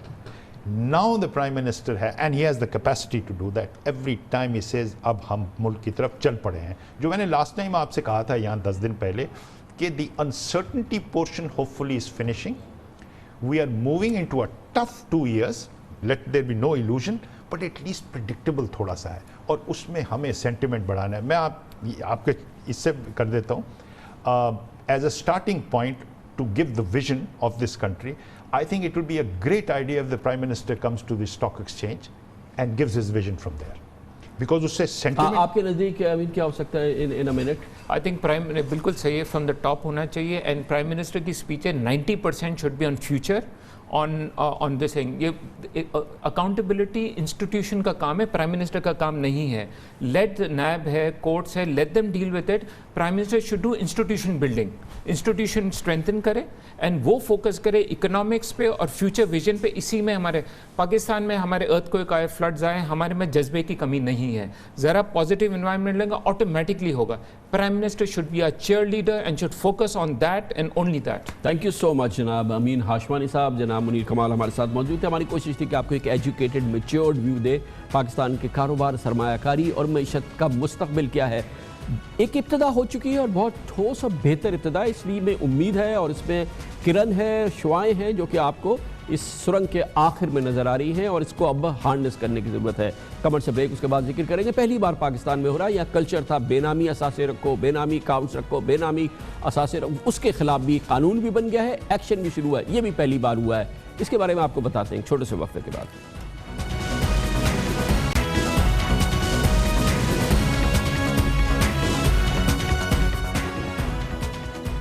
Pakistan की मईशत दस्तावेजी हो, उसके लिए ठोस मेजर्स लिए जा रहे हैं, एक्शन शुरू हुआ है, बहुत कुछ करना बाकी है, लेकिन बहरहाल इब्तदा हुई है. और इसी इब्तदा की वजह है कि हम देख रहे हैं कि एमनेस्टी स्कीम में तवक्के से ज़्यादा लोगों ने फ़ायदा उठाया है. तवक्के से ज़्यादा लोगों ने, ऐसे लोगों ने जो कि पाकिस्तान के टैक्स सिस्टम का हिस्सा नहीं थे, वो अब टैक्स सिस्टम का हिस्सा बन गए. तकरीबन 1 लाख से ज़ायद लोग ऐसे हैं जो कि अब मज़ीद इस टैक्स सिस्टम का हिस्सा बन गए हैं. ओवरऑल भी पाकिस्तान में टैक्स सिस्टम से बाहर कारोबार करना, टैक्स सिस्टम से बाहर रह के सरमायाकारी करना, को मुनाफे की कारोबार करना, ये मुश्किल हो जाएगा और काफ़ी मुश्किल अमल होगा. क्योंकि पाकिस्तान में जो रिलैक्स सिस्टम था, जो आसानी थी, जो रिलैक्स थी चीज़ें, वो अब टाइट होंगी और आसान नहीं रहेगा लोगों के पास कि वो अपने कारोबार को इस निज़ाम से बाहर रख सकें, अपने असासों को अपने नाम पे या किसी के नाम पे रख सकें, अपने बैंक अकाउंट्स को किसी और नाम से ऑपरेट कर सकें. ये पाकिस्तान में पहले मामूल का अमल था, अब ये मामूल का अमल नहीं होगा. पाकिस्तान के तमाम बैंक अकाउंट्स अब बायोमेट्रिक्स रजिस्ट्रेशन उनकी हो चुकी है, बेनामी एक्ट आ चुका है, कानून आ चुका है, जिसके लिए ये तमाम चीज़ें अब मुश्किल हो जाएंगी. बेनामी एक्ट 2017 के मुताबिक FBI ने कराची, लाहौर, रावलपिंडी समेत और इसके अलावा दूसरे शहरों में बेनामी असासों के खिलाफ कल से एक्शन भी शुरू कर दिया है. ऐसी बेनामी जायदें जिनको एमनेस्टी स्कीम में जाहिर किया जा सकता था, उनको नहीं जाहिर किया गया. अब बाकायदा, क्योंकि बेनामी जायदादें हैं, इनके खिलाफ एक्शन होगा. ये जायदादें 90 रोज़ तक टैक्स अथॉरिटीज़ जो है वो अटैच कर लेंगी, जिसके बाद मुतल्लिक़ हुक्काम 90 रोज़ में इसकी मिल्कियत का फैसला करेगी. और उसके बाद ये एक वो एक्शन है जो कि इससे पहले पाकिस्तान में कभी नहीं लिया गया. पाकिस्तान में बेनामी असासे और बेनामी बैंक अकाउंट्स एक पहले तो फैशन था, एक नॉर्म थी. पूरे पाकिस्तान में करोड़ों بے نامی اکاؤنٹس اور سینکڑوں ہزاروں بے نامی جائیدادیں پھیلی ہوئی ہیں. یہ جعلی اور بے نامی اکاؤنٹس جہاں ٹیکس چوری اور کرپشن کی رقوم کی ہیرپھیری کے لیے استعمال ہوتی تھی، یہ ہمارے غیر دستاویزی نظام کا ستم بھی تھی اور اس کا ایک حصہ بھی تھی. لیکن ہر لحاظ سے جو رقوم بے نامی اکاؤنٹس بے نامی اثاثوں میں استعمال ہوتی تھی، یا تو وہ ٹیکس چوری سے حاصل کی جاتی تھی، کسی جرم کا حصہ ہوتی تھی، یا اس کی ایک بہت بڑی تعداد پاکستان کے رشوت ستانی کے نظام کی بنیاد تھی، جس کی وجہ سے یہ بے نامی کام ہوا کرتا تھا. اب ایکشن ہوگا اور اس پر ایکشن بھی ہوا ہے، اور یہ ہمیں کل بتایا گیا کہ 2 بڑے ایکشن ہوئے، مگر ان کی سیاسی رنگ ہمیں نظر آیا، کیونکہ کہا گیا کہ اسلام آباد میں چودھری تنویر حسین، جن کا تعلق پاکستان مسلم لیگ نون سے، ان کے بے نامی اثاثوں کو کیا گیا ہے، اٹیچ کیا گیا ہے. اور سندھ میں جو وہ اثاثے جو کہ اومنی گروپ سے منسلک ہیں، یقیناً اومنی گروپ جو ہے وہ بے نامی اکاؤنٹس اور فیک اکاؤنٹس کیس کا سب سے بڑا ملزم ہے، سب سے بڑے اس کے خلاف کیسز ہیں. اس کی جائیدادیں جو تھی، اس کے کچھ اثاثے جو ہیں ان کو اٹیچ کیا گیا ہے. کل جو بے نامی اثاثوں کے خلاف ایکشن شروع ہوا ہے، بے نامی اثاثوں کے خلاف ایکشن کی کامیابی کیسے ممکن ہے، اور یہ تمام جو کارروائی ہے اس سے یہ بے نامی اثاثے کس حد تک متاثر ہوں گے، اور یہ پاکستان کی دستاویزی معیشت کو اس سے کیا فائدہ ہوگا، یہ ہم پوچھتے ہیں. اس کے لیے ہمیں جوائن کر رہے ہیں ایسوسی ایشن آف بلڈرز اینڈ ڈیولپرز کے سابق چیئرمین ہیں جناب محسن شیخانی. بہت بہت شکریہ محسن شیخانی صاحب. یہ بتائیے گا کہ یہ جو ایکشن شروع ہوا ہے، پہلے تو پاکستان میں بے نامی اکاؤنٹس، بے نامی پے آرڈرز، بے نامی پراپرٹیز، یہ سب کچھ بڑا کامن ہوا کرتا تھا. جو بینکنگ کے حوالے سے، اکاؤنٹس کے حوالے سے بے نامی ایکٹ سامنے آیا ہے، یہ پورا ماحول جو ہے یہ کتنا متاثر ہوگا، کتنا اب یہ مشکل ہو جائے گا یہ سب کچھ مینیج کرنا؟ میں سمجھتا ہوں کہ کافی ڈیفیکلٹیز ہوں گی، اور جنہوں نے بھی یہ فائدہ نہیں اٹھایا ان کو بزنس کرنا آسان نہیں ہوگا. جب آپ پراپرٹی بیچنے جائیں گے یا آپ کوئی پروجیکٹ کریں گے یا کوئی بھی ایکٹیویٹیز کریں گے، اگر آپ کے پاس پراپرٹی ہے تو اس کو آپ نے ڈکلیئر نہیں کیا یا کسی ان نون نام پہ ڈکلیئر ہے، تو آپ آج بزنس کرنا آپ کو پرابلم ہو جائے گا، آپ ان کو آگے لے کے نہیں چل سکتے. تو میں سمجھتا ہوں بہت امپورٹنٹ تھا ان چیزوں کو جس طریقے سے گورنمنٹ نے کیا ہے، بہت اچھی اقدامات ہیں، لیکن اور لوگوں کو ان سسٹم میں آنے کی ضرورت ہے. اب اسی کے ساتھ ساتھ کیونکہ پہلے یہ اکاؤنٹس ہمارے بایو میٹرکس نہیں تھے، اب یہ FATF وغیرہ کی وجہ سے پاکستان میں اب ہر اکاؤنٹ جو ہے وہ بایو میٹرک ہو گیا ہے. ہر آدمی کا ہر اکاؤنٹ کا پورا حساب موجود ہے، پھر وہ اس کے پاس FBR کے پاس بھی اس کی سہولت ہے. تو جو اس کو بینکنگ سپورٹ ہوتی تھی وہ بھی اب نہیں رہے گی؟ بالکل بھی نہیں رہے گی سر. اب آپ کو ہر صورت میں آفیشیل اکاؤنٹ پہ ہی جانا پڑے گا. آپ کی جو انلیگل ٹرانزیکشنز تھی وہ سب ختم ہو جائے گی 90%. اس میں ہم نے کچھ تجاویز ابھی بھی گورنمنٹ کو دی ہوئی ہے کہ نئے خریدنے والے یا پہلا گھر خریدتا ہے تو وہ کوئی گھر بیچتا ہے پرانا، پھر وہ گھر خرید سکتا ہے آج کے دور میں. تو 236W کو ہم نے کہا لینے والوں کے لیے، ہمیں لوگ بزنس کمیونٹی کو نہیں ہے، ان لوگوں کو تھوڑا ریلیف، تاکہ وہ لوگ نئے لوگ بھی جب بھی اپنا کوئی گھر پرانا بیچتے ہیں اور ایک نیا گھر لیتے ہیں یا فیملی ایکسٹینڈ کرتی بڑھ جاتی ہے تو اس صورت میں کچھ فیسلٹیز دیں تاکہ بزنس کو بھی آگے بڑھایا جا سکے. اچھا یہ بتائیں کہ یہ بزنس جو کہ بے نامی ناموں پہ ہوتا تھا، جو بے نامی جائیدادوں میں ہوتا تھا، جو کہ بے نامی اکاؤنٹس سے چلتا تھا، یہ صرف جائیداد سے متعلق یا ریل اسٹیٹ کے متعلق نہیں تھا. شوگر کے مینوفیکچررز ہیں، شوگر ڈیلرز ہیں، کموڈٹی ڈیلرز ہیں، پاکستان کے بڑے بڑے ہول سیل مارکیٹس میں یہ بے نامی اکاؤنٹس رہتے تھے. اب یہ کام یہ سب کا سب تو ڈاکیومنٹ نہیں ہو گیا اوبویسلی اس ایمنسٹی اسکیم میں. اس کا امپیکٹ کیا آئے گا؟ یہ کدھر جائے گا کام؟ کیسے یہ لوگ مینیج کریں گے؟ کیا ہوگا؟ سر ابھی تو جو حالات نظر آ رہے ہیں اور مارکیٹ کی سچویشن نظر آ رہی ہے، کوئی چیز کہیں ڈائریکشن میں نظر نہیں آ رہی.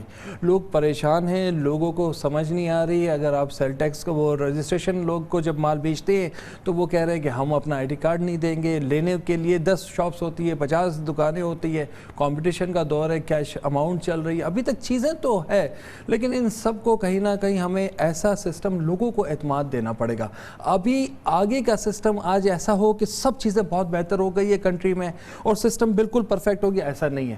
وہی کرپشن، وہی چیزیں آج بھی ہے. تو ہم کیسے پہلے تو آگے کا سسٹم صحیح ہو جائے گا تو ہم پیچھے کے لوگوں کو لے آئیں گے. ابھی تک لوگوں کو اعتماد نہیں ہے کہ وہی چیز جو ایک کام 1 روپے میں ہوتا تھا 2 روپے لگ رہے، مطلب پیسے بڑھ رہے ہیں ہر جگہ کہ ہر آدمی 4 آدمیوں کے اور نام لینے شروع کر دیتا ہے. تو سسٹم کو ڈیجیٹلائزیشن خدا کے لیے جب تک پورے محکمے، پوری آپ کی منسٹریز، پورے ادارے ڈیجیٹلائزیشن نہیں ہوں گے سر، یہ کام کیسے ہو سکتا ہے؟ ای گورنمنٹ کرنا ضروری ہے. ان کو انسان کے ہاتھوں سے ان چیزوں کو نکال کے اس کو آپ کو ڈیجیٹلائز کرنا ہوگا، اس کو آپ کو الیکٹرانک گورنمنٹ بنانی ہوگی جب آدمی کے ہاتھ سے نکلے گا تو ورنہ تو یہ رشوت ہوتی رہے گی, یہ پیسے آتے رہیں گے اور یہ گھومتے رہیں گے. یہ مین ٹو مین کانٹیکٹ جب تک ختم نہیں ہوگا, لوگوں کے پاورز ختم نہیں ہوگے, جو سیٹ پہ بیٹھا وہ کہے گا میں سائن کروں گا تو سسٹم چلتا ہے, تب تک یہ کام بہتر نہیں ہوگا. اور سب سے امپورٹنٹ ہے ان چیزوں کو ساری منسٹریز کو, سارے محکموں کو,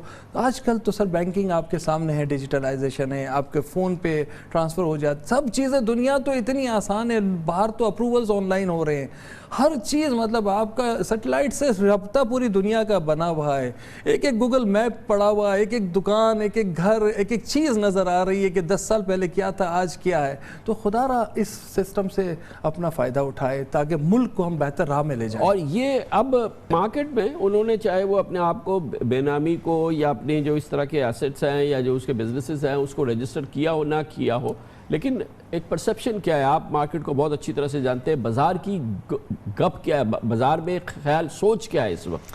سر بازار کی ایکچوئل سوچ یہ نظر آ رہی ہے اور ہم لوگ یہ سمجھ رہے ہیں کہ بزنس ایکٹیویٹی رکے گی, بڑھے گی نہیں. اس وقت لوگوں کے سینٹیمنٹ نہیں ہے, مارکیٹ سینٹیمنٹ پازیٹیو نہیں ہے, لوگ خوف میں ہیں سسٹم کی وجہ سے, اس لیے کہ ایک نئی چیز آ رہی ہے, ایک دن میں آ رہی ہے, اس کو کہیں نہ کہیں سٹیپ بائی سٹیپ چیزوں کو تھوڑا سا اویئرنیس کی بھی ضرورت ہے. جہاں پہ آپ دیکھیں ایجوکیشن ریٹ کیا ہے, لوگ کیا ہے, ہم کتنے لوگ انوالو ہیں, اور یہ ساری چیزوں کو دیکھتے ہوئے, اس لیے کہ ڈیٹا موجود ہے, آپ KSC کا ڈیٹا لیں گے تو آپ کو سب گھروں کا ڈیٹا مل جائے گا, آپ موبائل فون سے ڈیٹا لیں گے 6 کروڑ لوگوں کا ڈیٹا آپ کے پاس موجود ہے. تو یہ بہت ساری چیزیں جس سے آپ چیزوں کو لے سکتے اور سسٹم کو امپروو کر سکتے. لیکن آپ یہ کام کسی کو کہہ دیں پولیس کو کہ جا کے رینٹل ایگریمنٹ چیک کرو تو ایک نیا کام شروع ہو جائے گا, آپ کسی اور ادارے کو کر دیں گے تو مشکل ہو جائے گی. لوگوں میں مطلب وہ سینٹیمنٹ نہیں ہے پازیٹیو.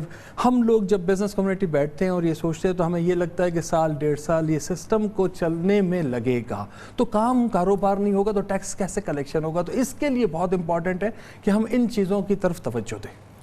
یہ ہے مارکیٹ سینٹیمنٹس, یہ بازار کی بات ہے جو کہ ہمیں محسن شیخانی شیئر کر رہے تھے, آباد کے چیئرمین رہ چکے ہیں اور یہ بازار کو, کاروبار کو, ان چیزوں کو, اس کی پلس کو جانتے ہیں. خبر سے بریک, اس کے بعد ذکر کرتے ہیں پاکستان کے لیے ضرورت ہے معیشت کی, کیونکہ بات کر رہے ہیں کہ خطے میں ہمارے تعلقات بہتر ہو, تجارتی سلسلہ شروع ہو, راہداریاں کھلیں, کوشش ہو رہی ہے. افغانستان کے ساتھ اس میں بڑا امپورٹنٹ ابھی بہتری آئی ہے. صدر اشرف غنی پاکستان آئے ہیں, پاکستان نے کہا ہے کہ ہم ترخم بارڈر کو اب 24 گھنٹے کھولا کریں گے, افغان ٹرانزٹ ٹریڈ کے حوالے سے اس کو ریگولیٹ کریں گے.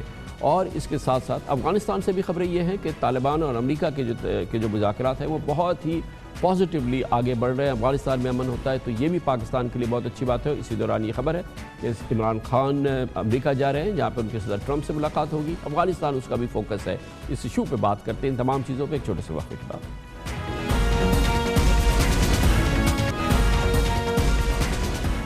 معیشت کے حوالے سے بہت ہی ری ایشورنگ سچویشن ہے, حالات میں بہت بہتری آ رہی ہے. آج مارکیٹ میں آپ نے دیکھا کہ اس کا رد عمل بھی نظر آ رہا ہے, بہت ہی پازیٹیو رسپانس ہے اس وقت بازار میں, مارکیٹس میں. کل جو ڈیولپمنٹس ہوئی, ایمنسٹی کی تاریخی کامیابی, IMF کا پروگرام ہو جانا, یہ سب کچھ اسی پس منظر میں یہ بات بہت اہم ہے کہ پاکستان کے خطے میں بھی بہت اہم پیش رفت ہو رہی ہے. خاص طور پہ پاکستان کے جو امریکہ سے تعلقات کے حوالے سے بہتری ہے, اس میں افغانستان کا ماحول جو ہے اس وقت اس کا ایک بہت بڑا کردار ہے. وزیر اعظم عمران خان امریکہ جیسے کہ آپ کے علم میں ہے جا رہے ہیں, اور اس پس منظر میں بھی پاکستان اور امریکہ کے تعلقات کے حوالے سے کہیں بہتری آئی ہے, اور اس کا بنیادی مرکز جو ہے وہ افغانستان میں ہونے والی پیش رفت ہے, جہاں پر صدر ٹرمپ کا یہ مصمم ارادہ ہے کہ وہ امریکی افواج کو وہاں سے نکالیں گے. طالبان کے ساتھ امریکہ کا ایک معاہدہ ہو, اس سلسلے میں بہت اہم مذاکرات دوحہ میں ہو رہے ہیں. بعض ماہرین کہتے ہیں کہ وہاں فیصلے کی گھڑی ہے. اسی دوران پاکستان اور افغانستان کے تعلقات جو کہ کافی کشیدہ رہے ہیں حالیہ سالوں میں, حالیہ مہینوں میں, اس میں بہتری ہوئی ہے. آپ نے دیکھا کہ افغانستان کے صدر اشرف غنی حالیہ دنوں میں پاکستان تشریف لائے. اس سے پہلے ایک غیر متوقع دورہ ہوا تھا جب افغانستان کے صدر کے قومی سلامتی کے ایڈوائزر, جن کی بڑی اہمیت ہے افغانستان میں, وہ پاکستان آئے تھے, اور اس کے بعد سے ہم دیکھ رہے ہیں کہ حالات میں بہت بہتر کروٹ آئی ہے. دوسری جانب پاکستان کی جانب سے یہ اعلان بھی کیا گیا ہے۔ وزیر اعظم عمران خان نے کہا ہے کہ افغانستان کے ساتھ تجارتی تعلقات کو بہتر بنانے کے لیے، افغان ٹرانزٹ ٹریڈ کو فروغ دینے کے لیے اب طورخم بارڈر کو میں رینوویشنز کی جا رہی ہے، اس میں ایکسپینشن کی جا رہی ہے، اور اب یہ 24 گھنٹے کھلا کرے گا اگست کے بعد، جو کہ اس علاقے میں اور اس راہداری کے حوالے سے ایک بہت اہم ڈیولپمنٹ ہوگی، کیونکہ یہ راہداریوں کی اس وقت زمانہ ہے اور تجارت کا زمانہ ہے، اور اس میں اس ڈیولپمنٹ کی بہت بڑی اہمیت ہوگی۔ عمران خان نے اس کا اعلان بھی کر دیا ہے۔ میں نے اپنی حکومت کو کہا ہے کہ جو طورخم کا جو بارڈر ہے وہ 24 گھنٹے کھولا رہے، سہولتیں پیدا کرے طورخم بارڈر کے اوپر، تاکہ آسانی ہو لوگوں کو، 24 گھنٹے وہ کھلا رہے، کیونکہ یہاں لوگوں کا روزگار ہے، کاروبار۔ جب بارڈر بند ہوتا ہے نقصان ہوتا ہے لوگوں کو۔ آنے والے دنوں میں طالبان سے بات چیت شروع ہو گئی ہے، اب جنگ ختم ہوگی، امن ہوگا، یہاں سے تجارت ہوگی، یہ سارے علاقے میں خوشحالی انشاءاللہ آئے گی، افغانستان بھی خوشحال ہوگا۔ ایک اور آج ڈیولپمنٹ ہوئی تھی، کل بلکہ ڈیولپمنٹ ہوئی تھی، جس میں بتایا گیا تھا کہ ایک باقاعدہ ملاقات ہونے جا رہی ہے وزیر اعظم عمران خان کی افغان طالبان کے ساتھ بھی، اور اس میں آن بورڈ ہے افغان حکومت بھی اور امریکہ بھی۔ اس پورے خطے میں ہی جو پیش رفت ہو رہی ہے پاکستان میں معاشی بہتری کے پس منظر میں، اس کی ہم مزید معلومات حاصل لیتے ہیں، اس کی اہمیت کو جاننے کی کوشش کرتے ہیں۔ افغان اور سیکیورٹی امور کے پاکستان کے بہت ہی سینئر صحافی ہیں اور بہت ہی رسپیکٹڈ تجزیہ کار جناب رحیم اللہ یوسفزئی ہمیں جوائن کر رہے ہیں۔ بہت بہت شکریہ رحیم اللہ صاحب۔ پہلے تو ہم ایک ایک کر کے آپ سے پوچھ لیتے ہیں دوحہ مذاکرات کے حوالے سے۔ اس میں رحیم اللہ صاحب پاکستان کا رول جو ہے وہ کافی پرومیننٹ ہو رہا ہے۔ اب جب کابل آئے تھے سیکرٹری خارجہ یو ایس مائک پومپیو، انہوں نے خاص طور پر پاکستان کے رول کی بات کی تھی، اس کو بہت ہی امپورٹنس دی تھی۔ پھر اشرف غنی کا یہاں پر آنا، اور پھر اب یہ خبر آنا کہ وزیر اعظم بھی افغان طالبان کے وفد سے ملیں گے۔ پاکستان ایک سینٹر سٹیج پہ آ گیا ہے اس پورے ماحول میں، اس انتہائی اہم تاریخی جو خطے میں ڈیولپمنٹ ہو رہی ہے، یہ کہنا درست ہوگا؟ جی بالکل، دیکھیں امریکی حکام پاکستان کی کم ہی تعریف کرتے ہیں، آج کل کافی تعریفیں کر رہے ہیں۔ اشرف غنی تقریباً 3.5 سال پاکستان کا دورہ کرنے سے انکار کر رہے تھے، وہ بالآخر پاکستان آئے اور بڑی اچھی انہوں نے گفتگو کی۔ اور آپ یہ دیکھیں کہ زلمے خلیلزاد بار بار کہہ رہے ہیں کہ پاکستان کا بڑا ایک اہم کردار ہے، تو میرے خیال میں پاکستان کی اہمیت تو ہے، اور پاکستان نے کوشش کی ہے کہ یہ معاملات حل ہو جائیں۔ پاکستان نے حالیہ مہینوں میں جو بھی دہشت گردی کا حملہ ہوا افغانستان میں اس کی مذمت کی ہے، چاہے وہ داعش نے کیا چاہے وہ طالبان نے کیا۔ پاکستان نے طالبان سے بار بار کہا ہے کہ وہ افغان حکومت سے مذاکرات کریں، تو میرے خیال میں پاکستان کی جو پالیسی ہے وہ امریکہ کو کافی پسند آئی ہے، اسی لیے پاکستان کی تعریفیں ہو رہی ہیں، اور اشرف غنی بھی اسی لیے پاکستان کے دورے پر آئے۔ اچھا رحیم اللہ صاحب، یہ اس کی اہمیت بتائیے، یہ جو ہم طورخم بارڈر کو اب 24 گھنٹے کھولنے کی بات کر رہے ہیں، تجارت کو وسیع کرنے کی بات کر رہے ہیں، اور بہت ہی ایکسٹراڈنری انداز میں وارمتھ دکھائی ہے پرائم منسٹر نے، گورنمنٹ آف پاکستان نے، جب اشرف غنی آئے، اس کی کیا امپورٹنس ہے؟ جی بالکل، دیکھیں پاکستان اور افغانستان کی جو تجارت ہے اس میں کچھ کمی واقع ہوئی ہے۔ یہ $2.5 بلین تھی کچھ سال پہلے، ابھی کہا جا رہا ہے کہ $1.2 بلین ہے، اور جو ایک فیصلہ ہوا تھا کچھ سال پہلے کہ اس کو $5 بلین تک پہنچائیں گے، ظاہر ہے وہ ممکن نہیں رہا، لیکن یہ ہے کہ ابھی بھی کافی امکانات ہیں، اور میرے خیال میں یہ جو فیصلہ ہوا ہے کہ طورخم کا بارڈر 24 گھنٹے کھلا رہے گا، شاید آگے جا کر چمن کا جو بارڈر ہے اس کو بھی یہی فیصلہ کریں، تو اس میں یہ ہوگا کہ پہلے تو یا جو سورج نکلتے وقت اور سورج غروب ہونے کے بعد بارڈر بالکل بند تھا، تو ظاہر ہے یہ عملی طور پر یہ کام کرنا کافی اس میں مشکلات بھی پیش آئیں گی، رات کو بھی اس راستے کو کھلا رکھنا اور اس کی حفاظت کرنا، لیکن یہ ہے کہ یہ ایک اچھا فیصلہ ہے، اور جو تجارت میں کمی واقع ہوئی، جو افغان ٹرانزٹ ٹریڈ پاکستان کے راستے ہوتی ہے اس میں بھی کمی واقع ہوئی، پاکستان کی جگہ ایران نے اور چین نے اور باقی ملکوں نے لینے کی کوشش کی، تو پاکستان کو اپنی مارکیٹ جو ہے افغانستان میں اس کو پھر سے بحال کرنا ہے، اور میرے خیال میں یہ جو فیصلہ ہے اس سے کافی فائدہ ہوگا، کیونکہ پاکستان کی جو چیزیں ہیں، جو پروڈکٹس ہیں، اس کے افغان عادی ہو چکے ہیں۔ وہ اتنا عرصہ تقریباً 50 لاکھ کے قریب افغان مہاجر یہاں پہ رہے کئی سال تک، اس سے اب یہ ہے کہ وہ پاکستانی چیزوں کو پسند کرتے ہیں اور وہ چاہیں گے کہ پاکستانی چیزیں ایک تو نسبتاً قیمت بھی کم ہوتی ہے اور پھر وہ اس کے عادی ہو چکے ہیں تو پاکستان کو وہ ترجیح دیں گے۔ آپ کو کیا لگتا ہے ایک اور بڑی افغانستان کی شدید ضرورت ہے کہ وہ پاکستان کا جو ایسٹرن بارڈر ہے یا جو واگا بارڈر ہے وہاں تک یہ جو راہداری ہے یہ ان کو ایکسس ہو، اور یہ خیر انڈینز کی تو بہت بڑا یہ ایک خواب ہے کہ ان کو تورخم تک ایکسس ملے، واگا سے تورخم تک۔ پاکستان کہتا ہے خطے میں اگر حالات بہتر ہوتے ہیں، یہ سب کچھ ہے تو یہ خارج از امکان نہیں ہے۔ اس کا پوٹینشیل آپ کیا دیکھتے ہیں اگر ایسا ہو جاتا ہے، اور پھر یہ سی پیک کے لیے کتنا ضروری ہوگا یہ جو اب راہداریوں کی بات ہو رہی ہے؟ دیکھیں، ایک تو پاکستان اور افغانستان کے تعلقات ہیں، افغانستان کو سہولت دینا ہے۔ افغانستان کا ایک مطالبہ ہے کہ ان کے جو ٹرک آتے ہیں سامان لے کر اور وہ انڈیا جاتے ہیں تو وہ واگا پہ رک جاتے ہیں۔ ان کی خواہش ہے کہ جو انڈیا کا آخری جو ٹاؤن ہے اٹاری، وہاں تک ان کے ٹرک جائیں تاکہ ایک بار پھر ان کو اتارا جائے اور پھر ان کی جو ہے تو ان کا یہ ایک مطالبہ ہے۔ میرے خیال میں اس میں کوئی حرج نہیں ہے کہ پاکستان یہ مطالبہ مان لے۔ ایک پاکستان اور انڈیا کے معاملات ہیں، ظاہر ہے اس میں تو انڈیا کی طرف سے کچھ پاکستان کو رعایت ملے گی، سہولت ملے گی تو پھر پاکستان یہ فیصلہ کرے گا۔ ویسے بھی علاقائی جو کنیکٹیویٹی ہے اس کے لیے ضروری ہے کہ یہ آپس میں تجارت بڑھے اور اضافہ ہو، اور انڈیا کے اور پاکستان کے تعلقات میں اسی ذریعے سے بہتری بھی آ سکتی ہے۔ تو میرے خیال میں اس کے اوپر پیش رفت کے امکانات کافی نظر آ رہے ہیں۔